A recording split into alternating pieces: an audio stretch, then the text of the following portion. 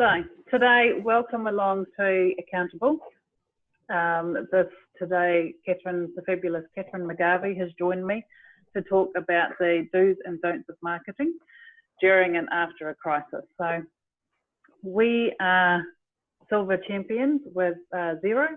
We're also Attain's agents, and we are certified silver badge holders with ICNZB. So that is our New Zealand Bookkeeping Association. So this is us. So this is Natalie, my right hand. I'd be lost without her. We've developed the Accountable community. So effectively what we do is we bring all our clients together. We do financial accounting. I don't see the value in actually presenting you end of year financial accounts. So we work with you throughout the year to keep track of what's happening during the year. So by the time the end of the year rolls around, you know what your tax bill is going to be, and we've fixed all those problems and you've grown in profit because we're catching them as you do them, not 18 months down the line. We also do bookkeeping. My specialty is companies in financial difficulty because I'm ex-IRD and used to be a company liquidator. So we take those clients and actually turn them around. So I'm sort of expecting a fair bit of work, which is really sad, coming in the next few months. So if you do know of a company that is actually struggling financially, please tell them they don't need to do it on their own. This is what we're here for. And the exciting part of what we do is the business development. And this is why we've actually created this education program. You'll see a lot of our previous sessions are actually on our website, and we do business planning, cash flow planning, even a values workshop, getting clients and, getting employees and business owners on the same page so that they're all working together. So that's who we are. Today you'll notice that there is a chat function down here. So if you've got any questions, feel free to put it in the chat box. I am going to be handing it over to Kathryn, so I'll be sort of jumping in now and then. We do want you to actually ask questions though. So if there is something that you really want to say, by all means, unmute yourself and actually ask the question. You know, Kathryn is really, really good at this sort of stuff. So if you can throw some really curly ones at it, that'll be really great. I'll really enjoy that. So today it's about 100% participation. We want you guys to learn. We want you to walk away from this with no questions. So by all means, ask those questions. There is no dumb questions. I ask a lot of them. So for that reason, there are no dumb ones. So if you have any questions at all, please ask them. Dream big. Today is about actually learning for something that you may use in the future. We don't want you thinking about just tomorrow. We want the big picture, and we want to be able to take your business a long way. And anything to do with Accountable, you've got to have fun. We don't do boring. We don't do normal. So life is too short. Let's enjoy the process, and while you're having fun, your mind is more open and you remember more. So this is what we're here today, is have fun. So I'm going to hand over to the fabulous Kathryn McGarvey. The reason why I work with Kathryn, and I work with a lot of professionals, she actually shares my goal of actually empowering business owners to actually do more and feel more confident about what they're actually achieving. She speaks the truth. I invited her into one of my SOS groups a couple of months back, and she actually growled me because my marketing wasn't actually that fantastic. So she will actually have those really horrible questions, have those horrible conversations to actually improve your business.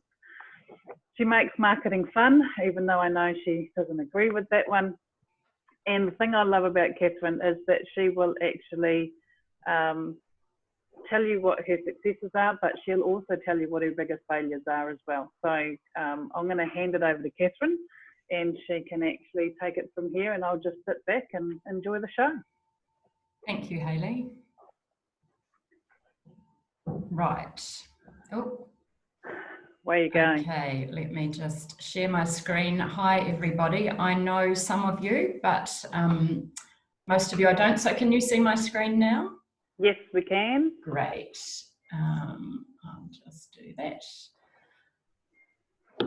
Right, so we're here to talk about the do's and don'ts of marketing during and after a crisis. For those of you who don't know me, I'm Kathryn. I studied marketing way back when Amazon was about 2 years old, and it was really very amusing to talk about clicks and mortars as opposed to bricks and mortars. And innovation was the big thing, which sadly I don't think we hear about too much anymore, but I've been around a long time and I've seen a lot of things. I've had nearly 20 years marketing experience for some big companies like the ones you can see there on my slide, and some small local companies here, and things in between as well. My long experience means I have 20 years, as Haylee alluded to, exposure to stuff-ups, and I'm a firm believer that you learn more from getting things wrong than you do from getting things right. So I have in my head, I have a million scenarios when I've experienced things go wrong myself or on projects that I'm working on, which has turned out to be quite helpful in the rest of my life, knowing what mistakes to avoid and helping other people to avoid them. The big elephant in the room, Haylee and I gave this talk 2 weeks ago, Haylee, or nearly 2 weeks ago, and I've had to rejig the slides a fair bit because we were very newly, or we were in level 3 then, things were still quite stressful. People were asking, do we even market right now? And we've all kind of moved on from there. So the content of this talk has changed a little bit. It's not so much about the do's and don'ts of marketing during a crisis. It's more a generic do's and don'ts of marketing, what you should have been doing anyway and what you can do moving forward, with a little bit of talk about our particular scenario in level 2 right now thrown in there. Right. I showed more of these slides at our last talk, but I've cut them back because they're less relevant. But a company called Edelman runs a brand trust report, and at the end of March, when the whole world was in lockdown, they queried 12,000 people across different markets about their perception of brands. Now, I'd like you to not think when you see brands that it's your Nikes and your Adidases and the big brands like that. If you swap the brands out for business, I think the findings are still relevant. So one of the things that they uncovered was 81% of people need to be able to trust the brand to do what is right during the coronavirus. I suspect that now post-coronavirus, if they went post-extreme lockdown, if they went and did this again, people still need to trust the people that they're buying from. And I think if anything, that's going to be an even higher number now. So 81%, that's pretty substantial. 71% said that they would lose trust forever in brands that they saw placing profits before people. Again, that's a really significant number. And the last one, 60% of people are turning to brands that they trust. So I think the trust factor, as you'll see there, is ever more important, and you've got to be seen to be doing the right thing because people are taking notice of it. So don't just think brands, think businesses.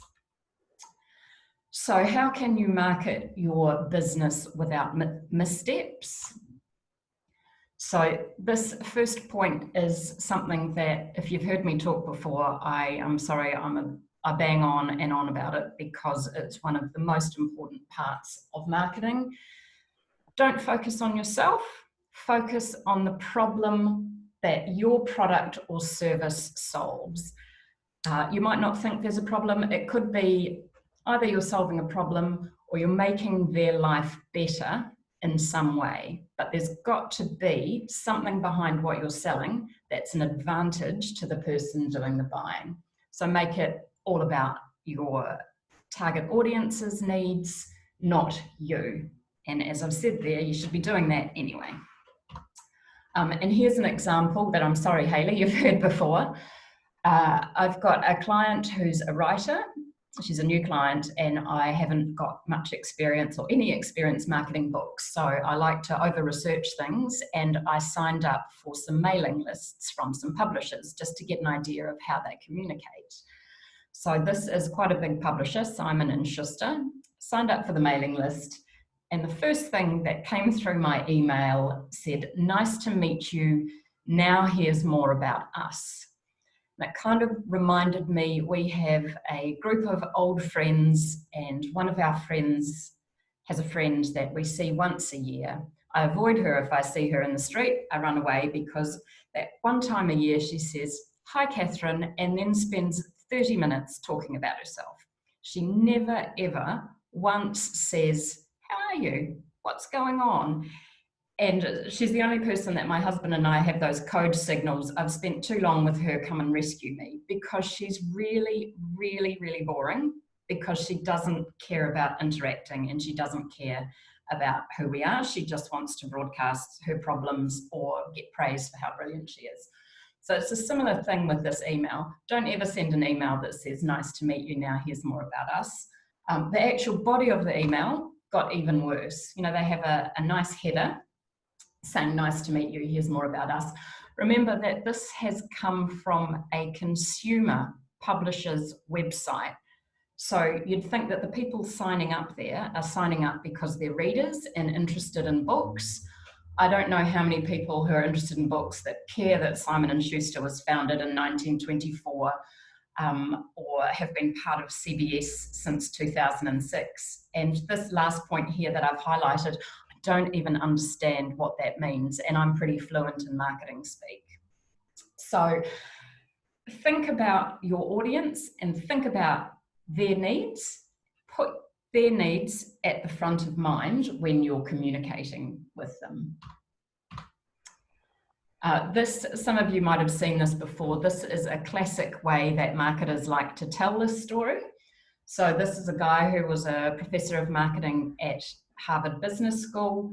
He said, "People don't want to buy a 1/4-inch drill, they want a 1/4-inch hole."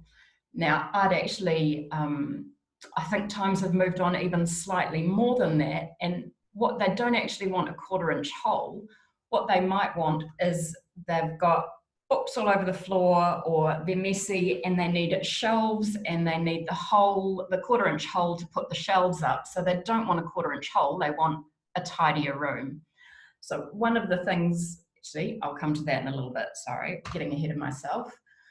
Another really good example is, I know this is dated, but when the I can't even think what that's called anymore. iPod, thank you.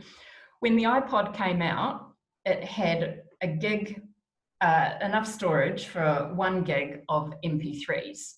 If you say that to somebody, their eyes are going to glaze over because they don't know what it means. But if you say that's 1,000 songs in your pocket, you're cutting through the noise and dealing directly. So that's not necessarily solving a problem unless they're carrying around 10 Walkmans at a time, but it's a direct benefit to them.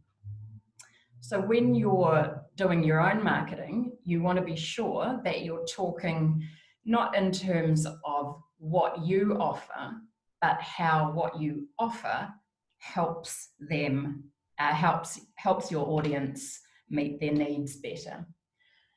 To do that, ask yourself one simple question. So, I'm going to go into that in a sec. An example of a do's and don'ts, and I'm not picking on Napier Eye, but whenever I do a presentation and need an example and look in my paper, my local paper, Napier Eye are very prolific advertisers, so they have a full page ad quite frequently. So this is from Saturday's paper, and this is a big full page ad that I've snipped a little bit, but it's telling you why you should go with Napier Eye. Now, I don't know the first thing about cataracts, but it's possible that I might be helping a parent with a cataract and need to be looking into the marketing material. I have no idea what surgical stability means for me or for my parent. I don't know why having a dedicated anaesthetist is important, although I'm impressed that I said that properly first time round. I have no idea about active, I shouldn't have bragged about that, active fluidics or post-operative care, and reading the text underneath it doesn't help me either. In my view, what they need is, say, under surgical stability, does that stop, does that make you feel like there's not going to be a little slip and an accident? If you ask so if you read one of those sentences and then ask so why is that important? I'm sure the people at Napier Eye can tell me, but as a consumer, I don't know that. And quite often, you're not going to get a good answer after the first so. You need to ask 3 or 4 times to really get to the nub of the matter, and we'll cover that off in a little bit. So this ad was from Saturday's paper. I feel like Napier Eye have gone a little bit backwards, and I'm sorry, I hope there's nobody from Napier Eye here, but I gave a talk like this about 2 years ago and used Napier Eye as an example of how to do it really well. And I still have the image for that. So this one is dealing directly with people's needs and emotions. I'm assuming this is an old person with cloudy, cataracty eyes, which is, you'll see here in the headline, stopping you from seeing the things that matter most.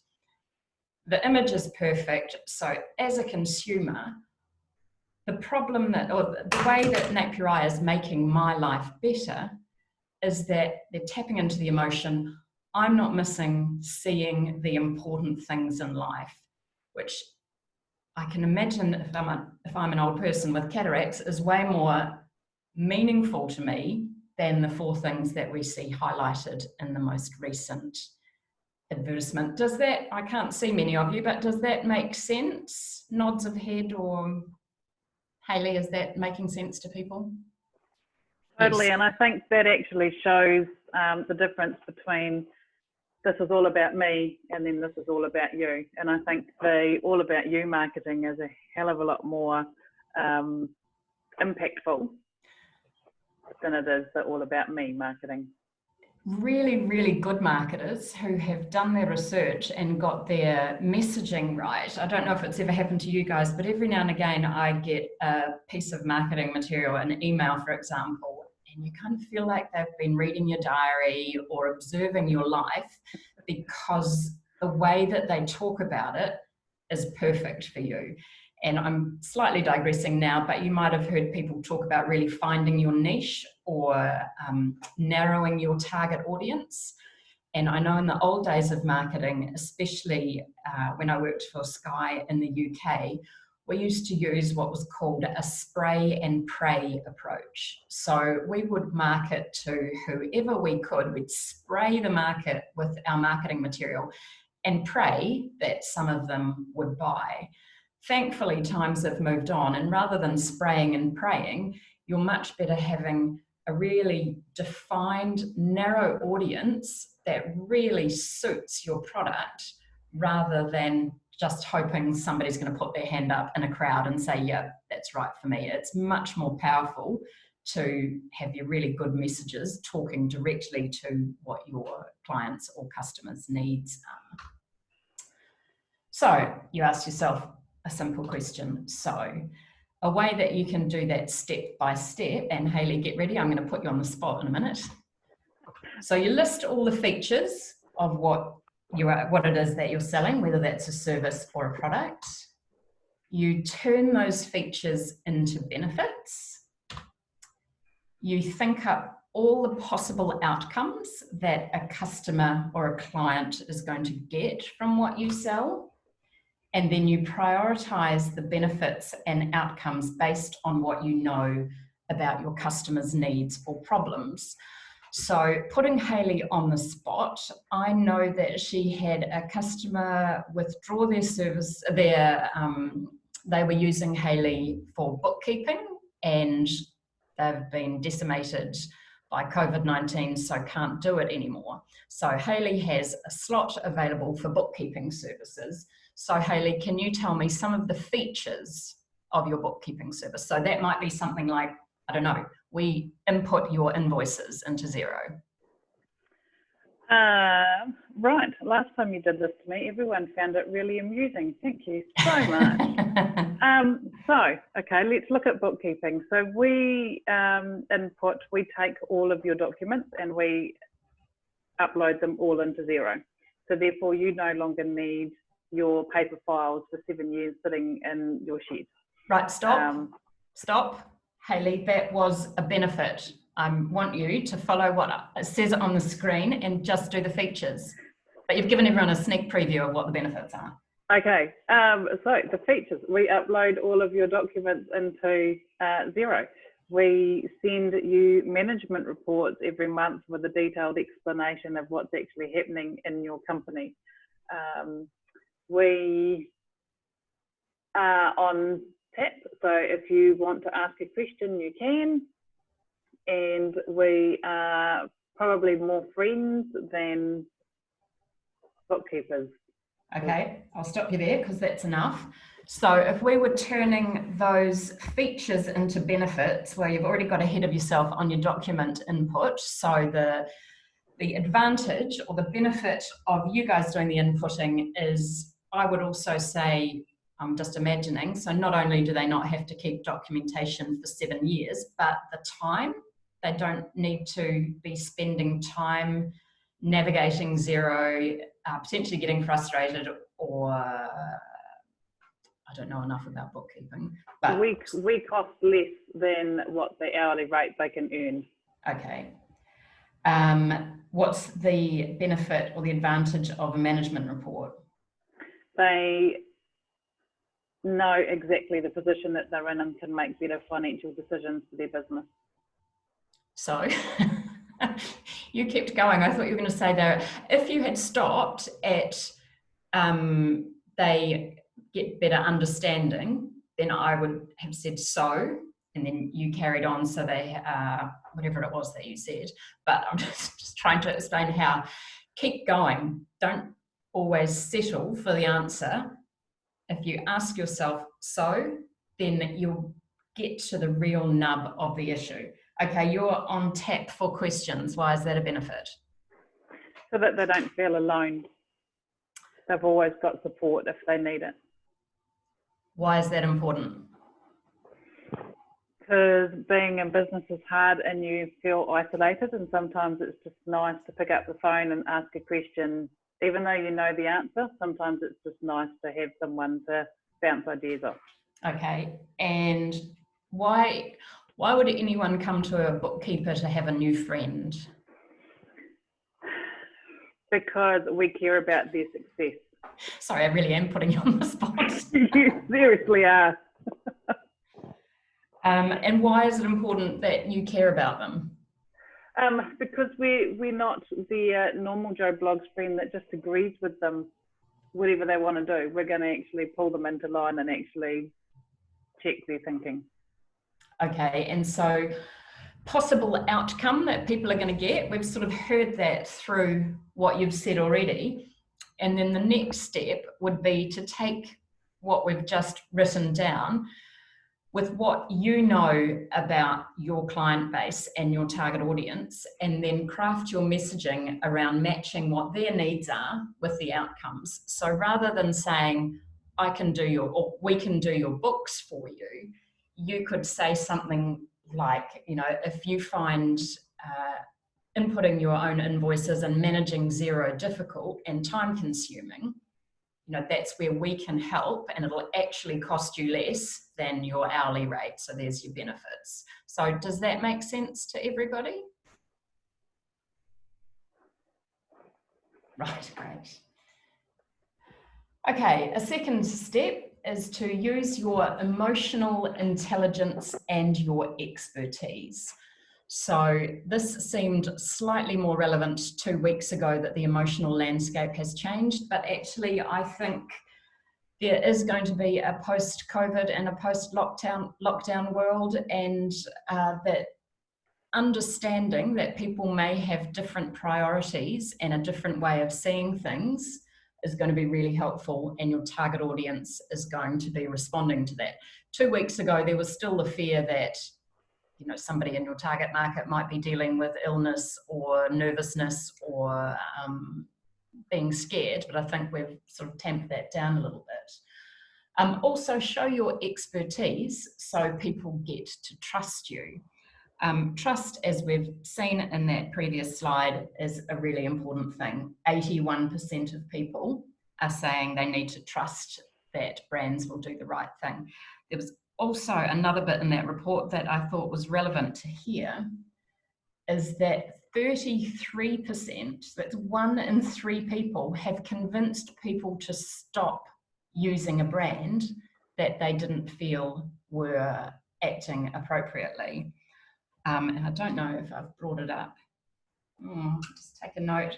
It might come up later, but you might have heard over the weekend or last week, that guy who runs the bar in the Viaduct, who was going to have a party before lockdown, or as soon as lockdown was over, before talking to the police, and he didn't give a rat's about what anybody said. He was going to do it, and was reasonably unapologetic about it.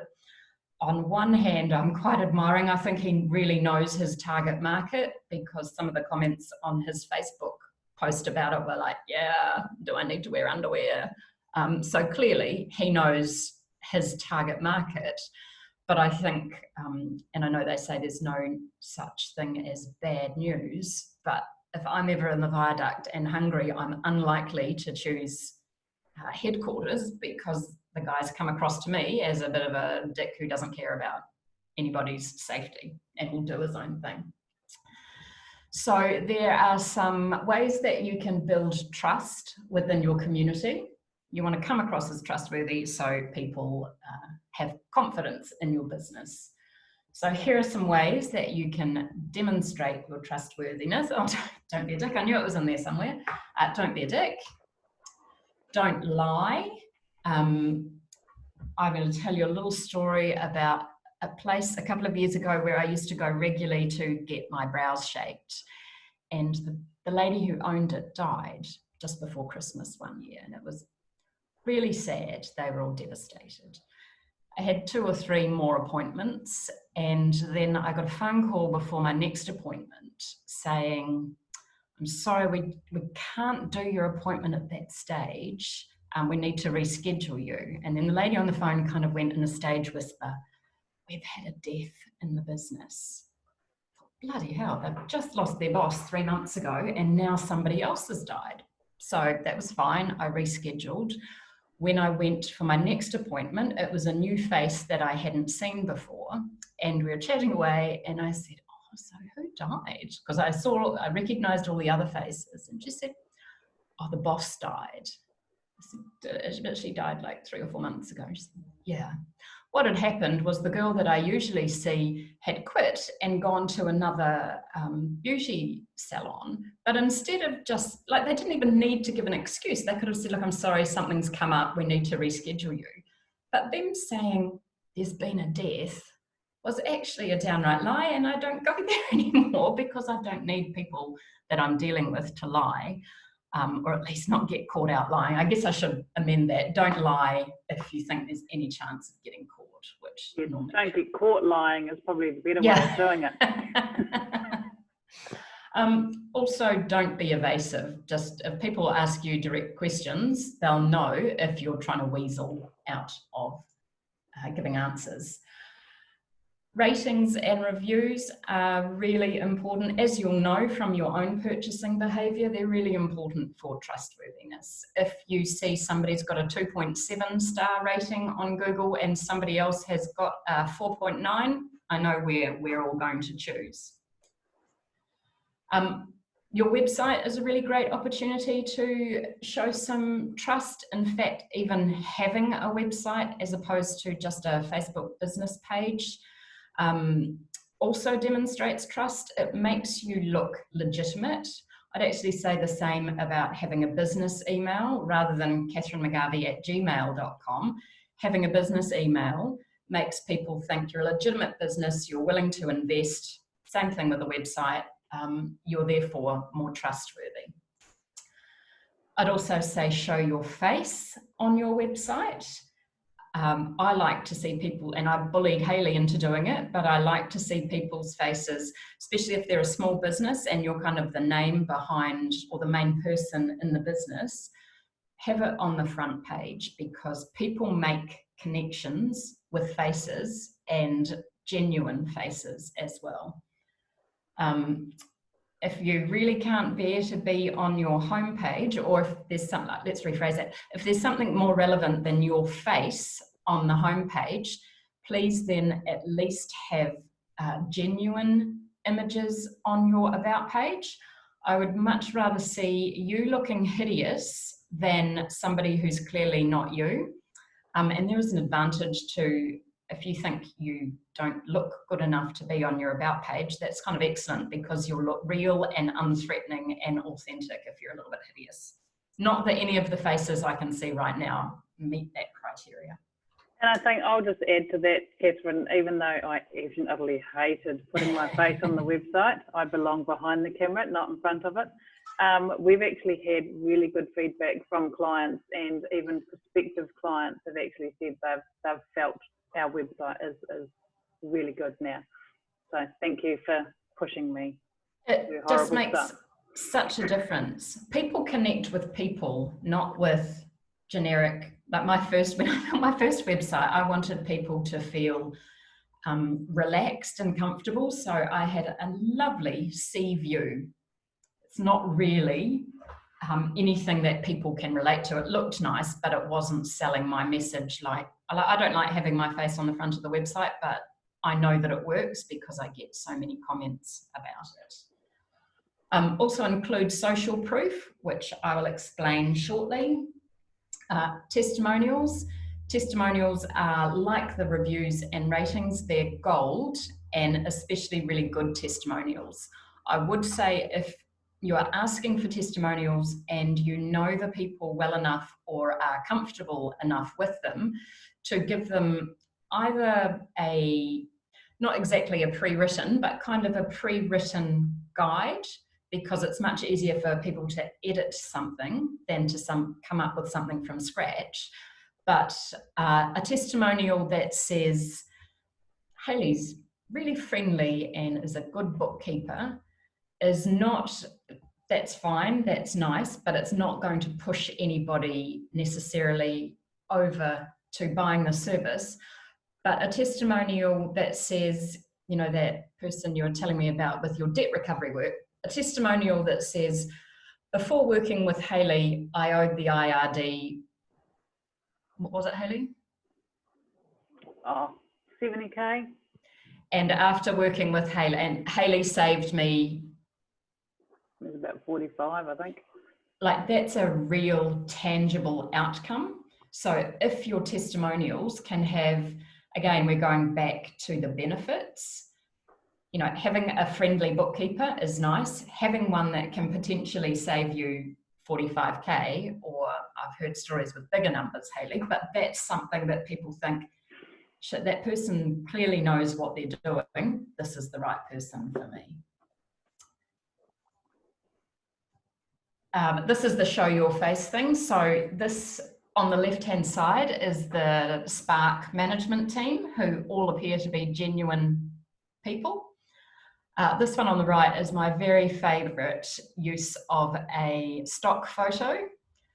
It says, we are 4 multi-talented graphic designers. I've been working with graphic designers for 20 years, and I've never seen anybody do a thumbs up, dress that well, smile that cheesily, or yeah, those are clearly not graphic designers. And actually, once I was so obsessed with it, I did a reverse image search, and it's all over the internet, and they're really not graphic designers. They were used to advertise quite a number of things.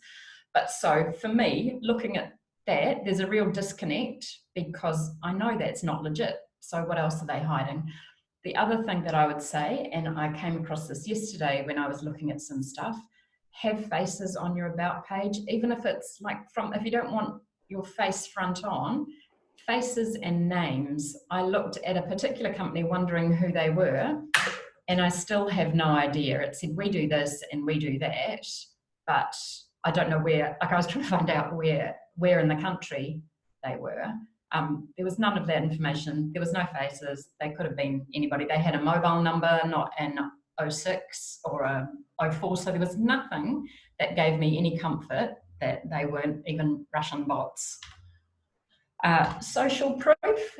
So you will have seen things like this on websites, and the psychology behind this is, these are all from American websites as it happens, but if these big companies in the top left, if this service is good enough for them, it's clearly good. If Basecamp is good enough for 3,338 businesses to sign up in a week, obviously they're good. If 16,000 people receive bi-weekly marketing tips from Orbit Media, then obviously they're good. Don't be intimidated by the grandness of those companies or the size of those numbers. This is what my one says on my, I do a fortnightly newsletter, 77. It's a very small number. I don't care. I'm building my email list. I'd rather be honest and actually give people potentially a laugh than pretend that I've got 17,000 people. I've tried to address the small numbers by saying that they're discerning readers, which clearly they are. But again, social proof is a really good way to get people to trust you. So to go back to how to market, show empathy and acknowledge the world has changed.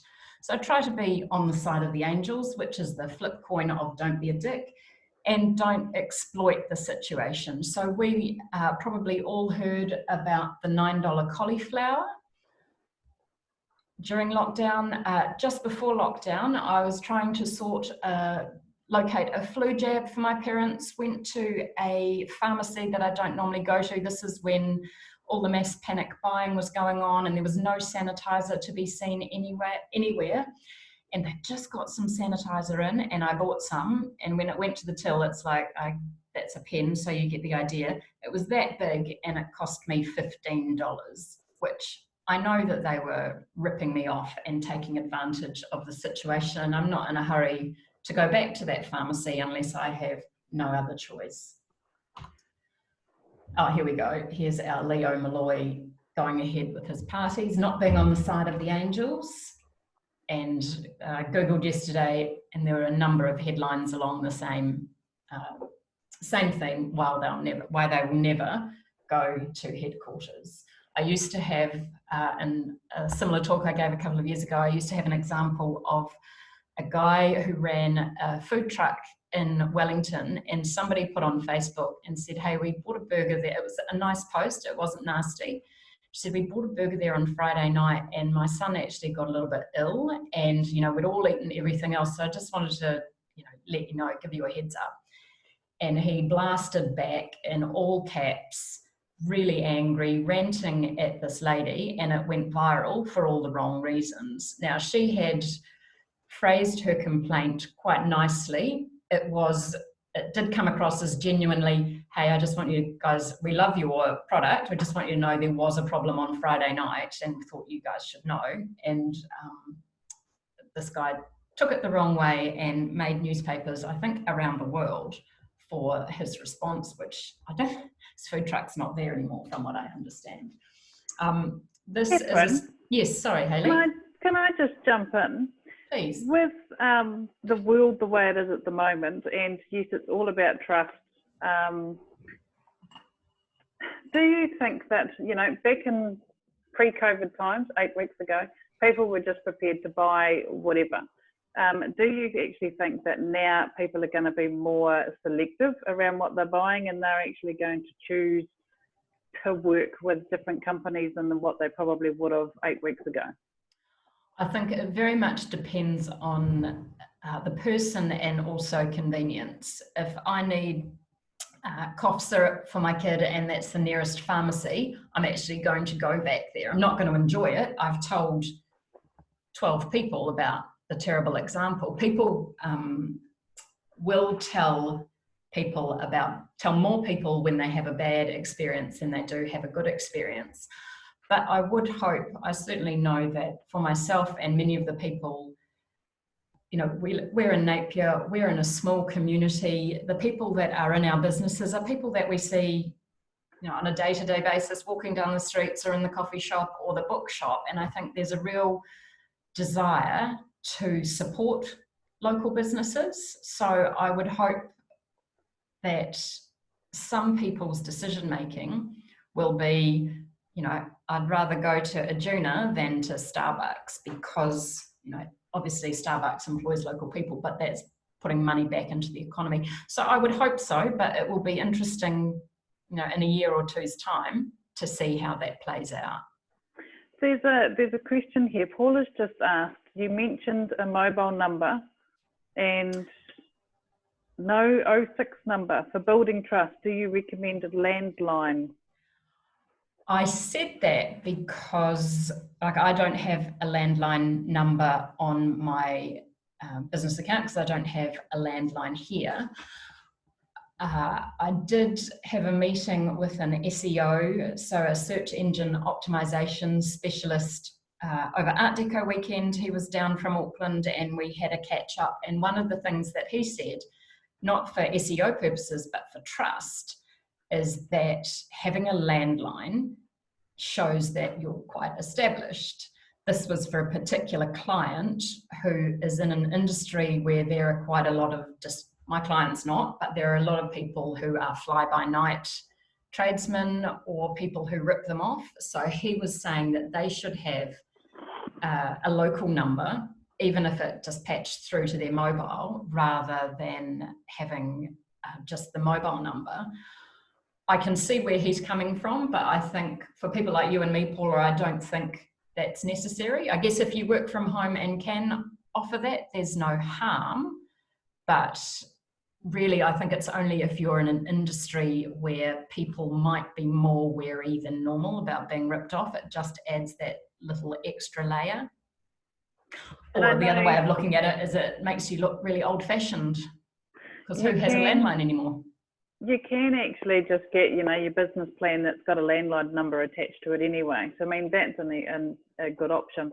And I always said to people, you know, back in my revenue days, when you are doing, and because I work a lot in HR, when you actually ring and do reference checking, you always ring a landline. And the reason for that is you could actually be ringing and we had a perfect example, someone who was just constantly being very naughty at work and was getting fired all the time, kept getting amazing jobs. And so when we looked into it and did the reference checking, it was actually her sisters pretending to be company directors of where she'd previously worked. So landlines actually have that real legitimate thing, but at the same time, if you're a small business, just getting that landline attached to your mobile is probably all you'd need to do, really, if that's what you wanted to do. Yeah. Did that answer your question, Paula? Yes, she said it does. Right. I don't think she said that makes sense. Kathryn, yeah. We've done well. It's Monday, we've made sense. This was from a story that I read in The Guardian, and I just think it's a great story of when marketing goes wrong. A journalist who's in his 60s was called by a telemarketer, and this is, you know, we know it's been a lot worse in the UK, and this was back in April when it was quite bad. And the telemarketer asked this old man whether he'd given any thought to a fully prepaid funeral plan. And when he said, "You've got to be kidding, you're seriously ringing me in coronavirus asking if I want to pay for a funeral policy?" And they said, "That's why I'm ringing you, because there's never been a better time to get your affairs in order if you're people of that age." It didn't go down too well, and I can't imagine too many people who would think, he's right, that's exactly what I need. I think it's probably more offensive than that, but it's a great story. And lastly, and we don't need to labour this point, just address any perceived safety issues clearly. So if you're in a cafe, just make sure it's really clear how you're keeping people safe. If you're having people visit your premises, you know, we've got the hand sanitizer out by the door to make it clear that if people want to sanitize their hands. So just make sure that you're communicating really clearly how you're keeping not just any visitors safe, but also we've seen that people care that you're keeping your staff safe. So how are you protecting your staff? It's easy to get wrong. You may get it wrong. If you do, just own it, apologise, put measures in place to make sure it doesn't happen again, and then move on. I took my family to a cafe or a brew place in Hastings on Sunday, and they were clearly getting used to the new rules, and they stuffed everything up. We had 2 different waitresses. They forgot to bring our drinks. They didn't bring the coffee. But we could see that they were under stress. They kept apologising like it didn't matter. Pre-COVID, we would have been pretty grumpy and maybe not gone back, but it's a whole new thing, and they apologised and they put it right. And I think most people would understand that this is a whole new world that people are operating in, and people are going to make little missteps. That advice applies whether we're in an upheaval or not. Just own it, move on. So how to market in a way that is responsible, smart, and still gets results. Probably going to cover off, a lot of the stuff quickly that we've already covered. So just remember, marketing is a long-term game. You can have some quick wins, but to really succeed, it needs to be thought of in the long term.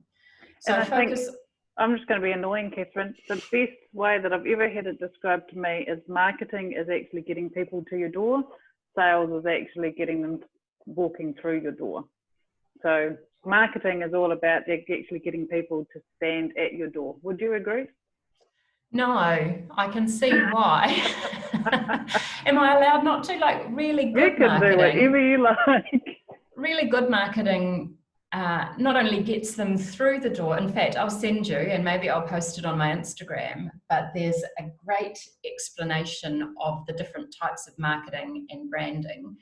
But marketing, if you're doing great marketing, it should get them to your door, knocking on it saying, Haylee, let me in. I need you to do my books.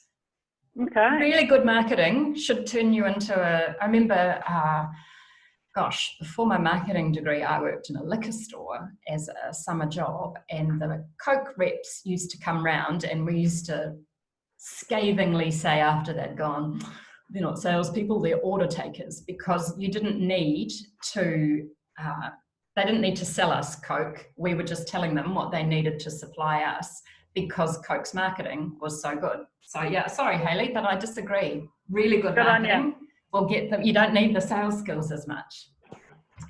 Love it. Keep communicating, but be sincere.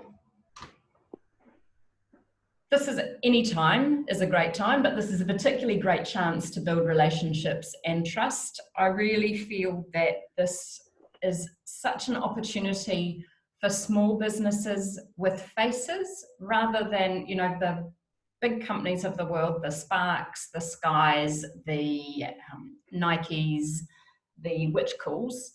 They'll either be fine or they won't, but I think like right outside my window is Wardini's bookstore. For those of you in Hawke's Bay, you'll know them because they are an incredible bookstore. They're just great people.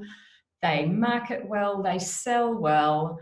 I sometimes look on Book Depository and think I could get it for $10 cheaper if I got it from Book Depository, but actually I can just walk across the road and these are local people paying mortgages whose kids are at the same school. I'd rather pay that little premium to have a really nice experience than contribute to Jeff Bezos's squillions. So I think this is a really good opportunity for small businesses to really start owning some of their market. As I've said, short-term wins are great, but don't lose sight of the long term. I once had a contract where one of their sidelines was selling computers, and I sent out an email newsletter that they expected to sell no more than 3 computers because that was the maximum they'd ever sold, and they sold 21 on the basis of the email that I wrote. The boss was delighted, as you can understand, and then came back to me 2 weeks later and said, when are we going to do it again? you can't tell people 1 week, this is the best ever deal we're going to have this year, buy now, and then come back to them a month later and say, you wouldn't believe it, this is the best ever deal that we're going to have. And I couldn't convince him that it was going to do damage in the long term to the brand, because if people give you messages like that, it's eroding your trust. So he refused to think long term, and we came to the end of our natural life together. But marketing is a long term thing. We do have a question here, Kathryn. Any tips for a new business on how to build relationships under current restrictions? Am I allowed to know what kind of business, even if it's just service or product? I'm not sure. Consultancy, there you go. And I think this would have to come back to, it's all about them. It's all about them. Funnily enough, the last one of these we did, I don't know if you recall, when you filled in the form to register, there was an offer of a free short presentation. And one of the people that was on the call booked me in for the consultation, and I didn't know who she was. I'd never come across her before. I assumed she was an out-of-towner, but she was actually from Hawke's Bay, because she said she was starting a marketing consultancy. And you kind of know most of the people in your industry in the town. Then it turned out she'd done a marketing degree the same time as I did, but she'd done something completely different for the last 20 years, and now she wanted to launch a marketing consultancy and wanted my advice on how to get clients. I'd really struggle with how to advise her if you've not got any experience. She actually, at the end of the call, she said to me, so I'd be quite happy if you get too busy, if you could pass on work to me. I've got no idea whether she's even capable or not. So some of the work around building relationships, if you're in Hawke's Bay with your consultancy, you're going to have coffees or virtual coffees. You're going to have to go and meet people. Get on LinkedIn. I know Jodine is here, and you've got a fantastic resource on LinkedIn, so I would definitely sign up for Jodine's resource, which maybe, Haylee, if it's all right with Jodine, maybe we can send it in a follow-up email, the link to Jodine's LinkedIn resource. There is some exciting news coming. I've actually, Jodine's going to join me in June to do a social media LinkedIn webinar. So great, sign up for that. Keep an eye out for that. Cool. But also you will need to be able to demonstrate that you know what you're talking about. It's not good enough to say, I've got a marketing degree and I've done that. You need to be able to convince people that you're an expert in your field. So without knowing too much about what you do, that would be one way to start building relationships. But you just need to get out there and be seen to be an expert. Does that go any way towards answering the question? And I think from my perspective too, it would be, I would want to work with a consultant that actually cared about me, not about making money. And there are a lot of consultants out there that it's always about the money, and this is the fee that I charge, rah, rah, rah, rah. I would rather actually work with someone that was actually, hey, look, yes, I can help you, and this is what I think we can do. And once the benefits of what they were actually able to help me with, then you hit me with price, and by that stage you've already sold me anyway. So don't come in with the price first, always sell yourself. That's a really good point, and I see a lot of people on their websites when they're pricing, and I definitely believe in putting your prices on your websites, even if it's just a from, just to weed out the people that aren't ever going to sign up for your services, and also to give people, if they're shopping online for somebody to provide them a service and there's no price and there are 3 others that have got a price, there's every chance that they're not even going to bother with you because they've got no idea. But sorry, I've lost track of what I was going to say now.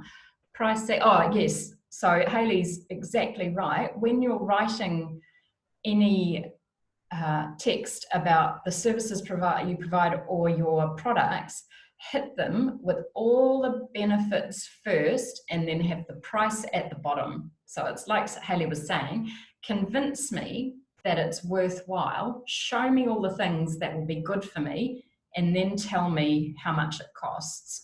If you've got a high-priced item and you come out and say it's going to cost you $3,000 and here's what you get, you risk giving them a shock by seeing $3,000 if that's not quite what they were expecting. But if you say you get this, you get that, you get these 5 things, and these are the advantages, and this is what your life or your business might look like after we've spoken, and it costs $3,000, there's more likelihood that they're, right, okay, because you've proved the value to them before you've actually hit them with the price. And I think they've just commented, it's the balance between bugging clients when they're so busy and wanting a virtual coffee. And I think the difference there is that if you feel that you're bugging them, they may not actually be the type of people that you're trying to attract. And that maybe there is a case of you now need to look at who you're wanting to work with, because once you've sold yourself, you won't be bugging them, they'll be knocking on your door, exactly what you said before. And I'd also say to that, if you think you're bugging them, just find out whether you are or not, because I don't like bugging people. I'm very, that's one of my failings as a marketer. I don't push myself enough because I don't want to feel like I'm intruding. But I had one client that made an inquiry in January and I gave her all the information and never heard back. And I followed up like 2 months later and she said, thank you so much for following up. I've kind of put it on the back burner, but I've remembered that I really need this, and I'm just really grateful that you followed up. So I felt like I was potentially bugging her, but clearly I wasn't. Yeah. So just, sense check whether you are bugging or are actually being quite helpful. So I'm conscious of the time, Haylee, so I'm going to keep cracking through. Show empathy and compassion, show your expertise and be generous, educate your target audience. So we've kind of covered that off. And don't forget a call to action. And this is something that I see a lot, is people who give a whole lot of lovely free information or have some marketing material and forget to put their phone number on there, or don't say call for a free consultation or book now. Anything that you see in a button on a website is considered as usually a call to action. Don't forget them. Really critical. When I worked at Sky, we once put a billboard up at our local railway station. Actually, it wasn't me, it was the TV team. But they had this lovely billboard to sign up and forgot to say what to do. So there was no phone number, there was no log on to register. So they'd spent like £8,000 on a really nice spot in our local railway station, and it was not a success, because even people who would have been compelled to buy on the basis of that billboard didn't know what to do. And this was so long ago, it was before smartphones, so nobody was going to remember by the time they got home what they needed to do. I'm going to whiz through this really quickly, or is this of interest to anybody, how to feel more comfortable marketing yourself? Is everyone already comfortable marketing yourself? No? She's clearly comfortable. All right, I'll whiz through this really quickly because for a very long time I've felt very uncomfortable marketing myself, and I still do, but I've got better at it. So ask yourself, will my target audience get any value from what I'm communicating right now? So if you're posting that you can't decide between noodles and a green salad for dinner, that might be quite boring. And it might not be conveying any value. It's fine to do something that shows you as a person every now and again, but just don't forget any communications. Is this of value? Think about the marketing that you've seen or heard lately. Have you even noticed that the businesses are marketing, or are they simply helping, educating, entertaining, or problem solving, and have a little call to action at the end? On my newsletter that I send out every second Sunday, a couple of weeks ago, I did my normal story and spiel, and then I felt really sick, but at the end I said, if you're interested in getting some support, this is what you can do. I felt really like, am I being too pushy? Is this too salesy?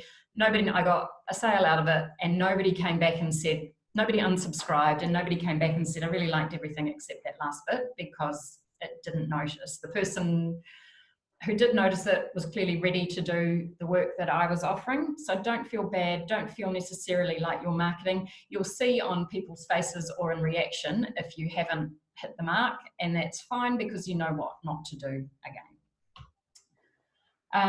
Reframe your thinking. This is what's helped me a lot. The idea of a personal brand makes me but don't think of it as you're marketing yourself or your business. All you're doing is making sure that the people that you can help know that you're available there to help them.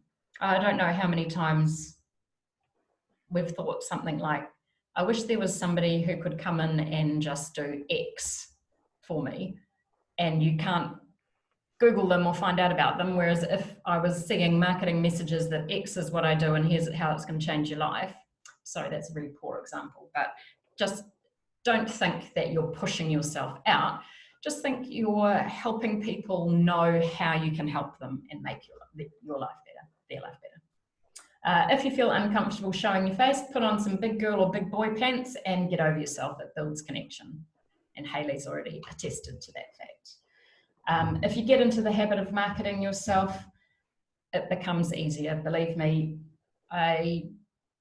the idea of getting my phone and recording a little video was kind of sickening, because that's what the young people did on Instagram and said, hey, I'm just jumping on here real quick to do this and that. Now you can't stop me doing it, because it's a good way of venting, but also it's actually a really good way of making connections. Pretty much every time I do a video and put it on my Instagram stories, I get messages back, and a lot of those people are signing up for my newsletter or buying services from me. So I no longer feel like I'm being gross. It's obviously a way to build connections. And lastly, if you're feeling uncomfortable about putting yourself out there, I would say it was such a big thing for me when I started my business. I had a business name and I was kind of hiding behind it. And one day I decided, bugger it, I'm going to change all my social media to my own name. And it felt really, really daring and really exposing, and nobody noticed, because actually nobody cares. They're all focused on their own problem and their own business, and what you do to market yourself is not even really, like, it'll be noticed, but nobody's going to be judging you for doing it. And I think that's the key part there too, Kathryn, is they're all actually all focused on their own problems.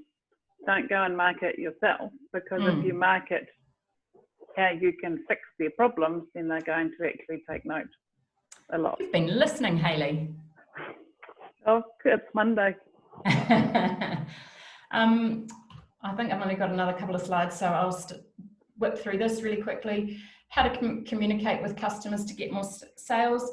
If you're on social media, stay active. There's nothing worse than going onto somebody's social media and seeing the last time they posted was 2017, because you don't know whether they're just not marketing on social media or whether they don't even exist anymore. If you started on a social media channel and can't keep it up, or it's not working for you, just like either pin a post or put something in your bio to say, if you want to come and follow me on Facebook, you'll find me there. I'm not very active on whichever the other platform is.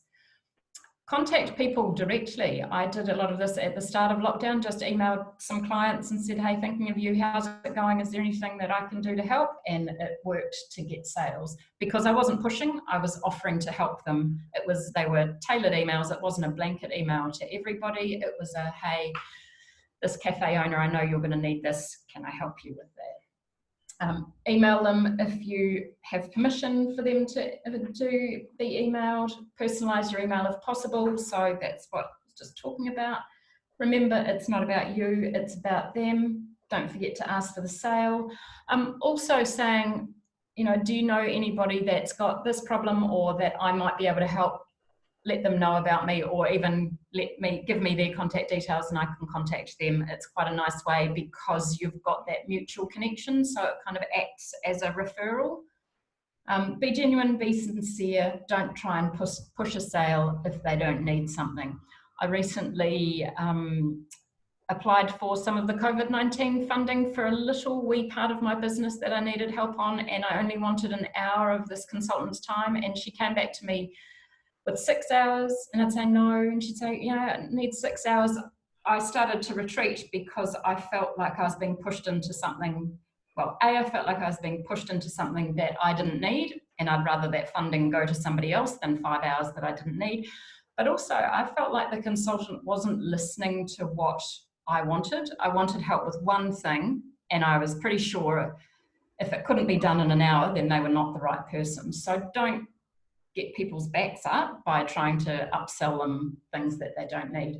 I'm not even going to look at these. Some marketing ideas to consider in light of COVID-19. Can your existing products or services be tweaked? Can you use different ways of getting your products or services to market? I've got a winery client that before lockdown was, over the summer, they offered free shipping on their online sales, and their sales graph goes like that because offering free shipping, which was only $6 anyway, but that offering of free shipping was enough incentive to switch people's behavior. So there might be different ways that you can capture people and get them to sell. Payment plans, staggered payment plans can be useful.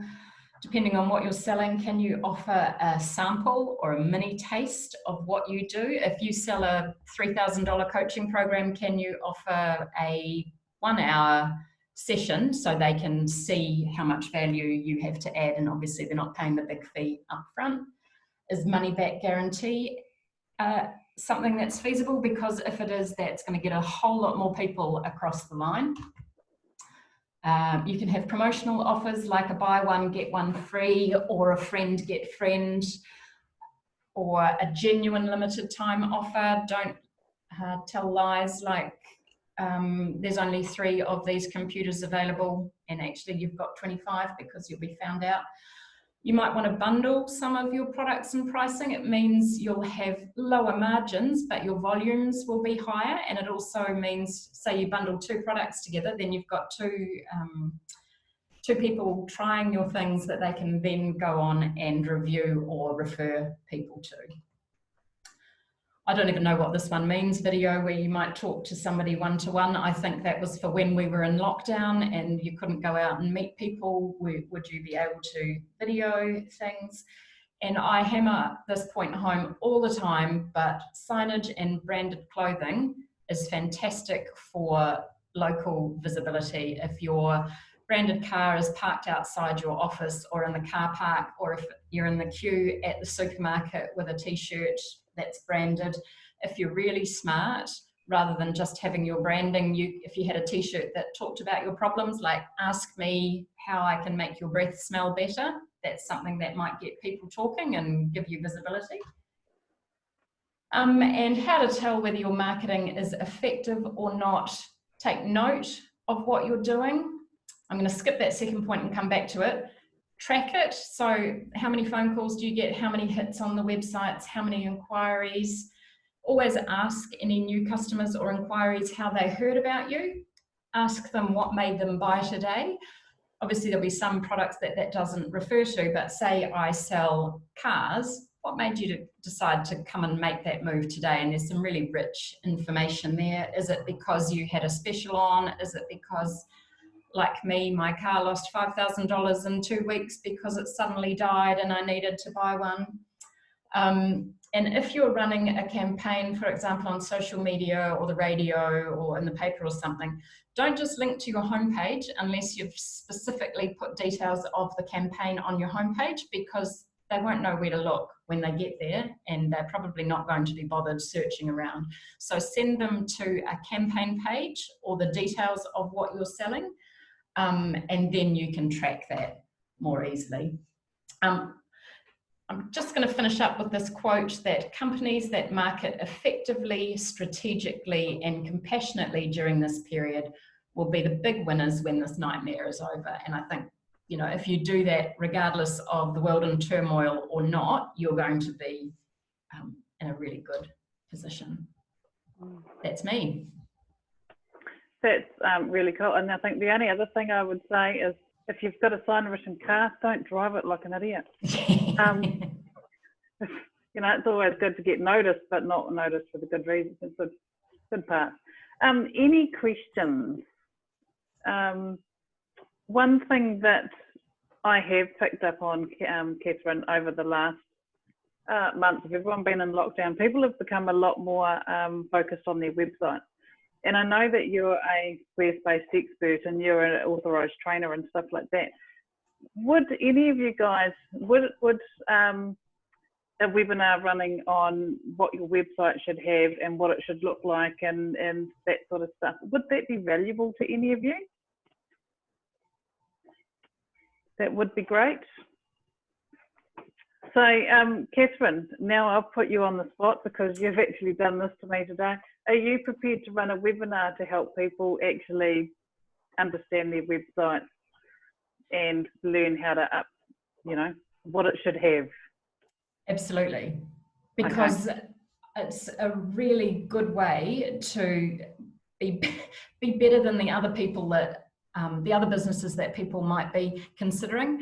The number of websites that I see that the main thing, people land on their website and it says, "Welcome to Accountabill." It's like, that is such a lost opportunity, because who cares that you're welcome to Accountabill? But, you know, let me solve your financial, let me get you out of the shit with the IRD is a lot more compelling. So there are so many opportunities that nobody does it, especially if they've built their own website or haven't used somebody who's particularly marketing focused and is more focused on the design. There's a lot of areas that people could make improvements and see way better results. And they don't actually need to pay for a high-level consultant. They can do most of it themselves, can't they? Yes, they can, but with the caveat that they need to know what they're doing first, because there's a lot of Squarespace self-built websites that